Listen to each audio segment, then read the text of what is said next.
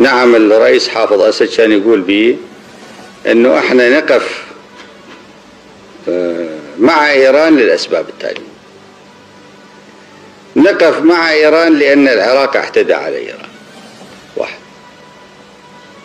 ونقف مع إيران لأن الحرب لا تنتهي، باعتبار أن النظرية الدينية في إيران تقول أن الولاية للفقيه، وبما أن الفقيه في إيران الفقيه الأعلى هو خميني، وهو الإمام بالمرحلة الأولى قال أنا إمام، بعدين قال لا أنا نائب الإمام.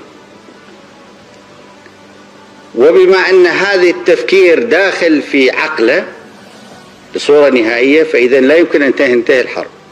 فشنو الحل؟ الحل هو أنه يستقيل صدام حسين،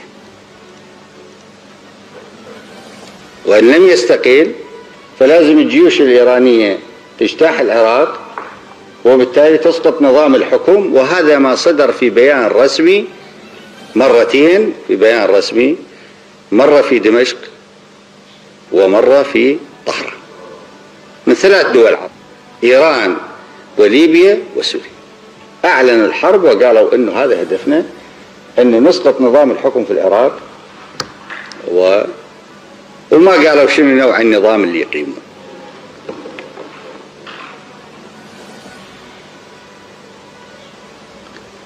والعامل الثالث شنو اللي قالها؟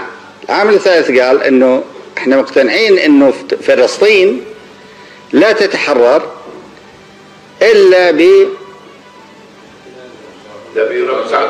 بمساعدة إيران. ولذلك حتى إيران تساعد في تحرير فلسطين لازم بسرعة تحتل العراق ونسقط نظام الحكم، وبالتالي نروح نحرر فلسطين.